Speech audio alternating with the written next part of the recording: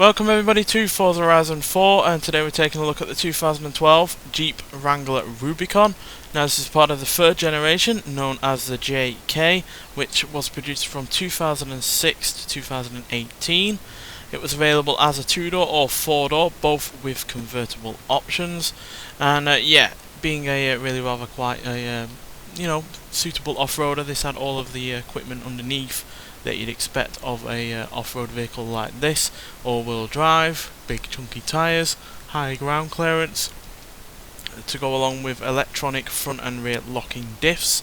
So yeah, despite looking more modern and having more modern engine going on for it, and definitely a far more modern interior, this is still a more than capable off-road vehicle, just like the two previous generations and other Jeep vehicles. And one of the biggest parts of this car that was a modernisation was the engine. Now when this was introduced, this third generation, it replaced a long-standing AMC 4-litre inline 6, which had been around from 1964 to 2006, and to replace it they put in a 3.8-litre V6 producing 202 horsepower and 237 pound-feet of torque. But that V6 itself was still quite long in the tooth, as that had been around since at least 1989-1990, so they decided to replace it with a now 3.6 litre V6, which, despite being smaller in terms of cubic capacity, actually had 285 horsepower and 260 pound-feet of torque. So 83 extra horsepower is a huge leap in power, and an extra 23 pound-feet of torque isn't half bad either. And it was called the Pentastar V6, and it was used in other Chrysler brands as well. So a massive improvement in terms of engine, horsepower and torque, to go along with this rather impressive off-road body, to be honest. Now granted, this 2-door version isn't the most practical of cars. Obviously you can put the rear seats down, but even still, it's not the most commodious of vehicles when it comes to rear cargo space. But there's still enough there if you need it, and like I said, you can put those rear seats down. And it's again one of my favourite off-roaders, to be honest, even though it's quite heavy for a vehicle that isn't particularly long. Weighs 4,132 pounds, which is quite a lot, especially considering there are larger off-roaders that are lighter than this.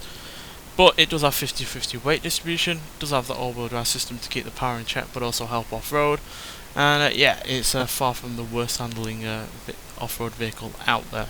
So let's get onto the open road and see what this car can do. So despite this not really trying to be a sporty off-roader, it certainly sounds like one, as it's got a really nice high revving, free revving, naturally aspirated V6 going for it. You've got no turbocharger really slow, giving any turbo lag or anything like that. It's just a nice free revving engine, which is something that really isn't the case for a lot of cars nowadays. So it's got that going for it, and it does sound fairly good as well. Despite again, you're not going to be buying a car for that, or a car like this, for instance, for the engine noise or for how sporty it sounds. But I'll let you listen to the engine for a little bit, and then we'll talk about it some more.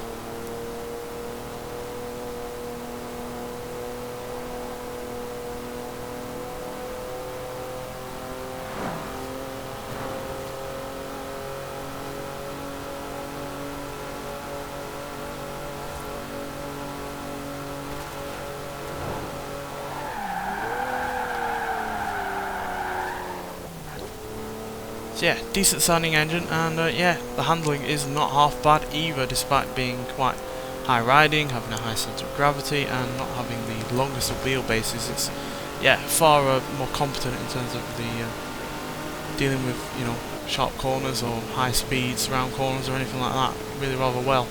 But obviously where this really triumphs is off-road. But even so, this is still no slouch in terms of acceleration. 0 to 60 in 6.7 seconds, which is reasonably fast for under 300 horsepower, £4,000 plus car.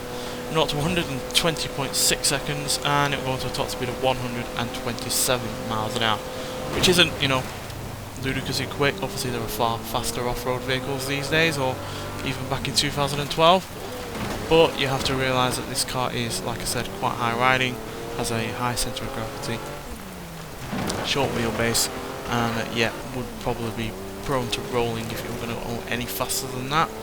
And yeah, even though this is a good handling car with decent brakes, it's, yeah, still quite a heavy car that obviously, like I said, could be prone to rolling over.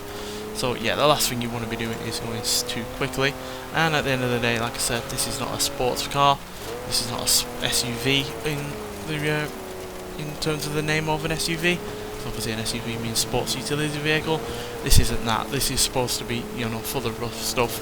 Deal with anything that can throw at it, and it will deal with it in, you know, such a way that isn't going to be slowing you down or meaning you're not able to get where you want to go.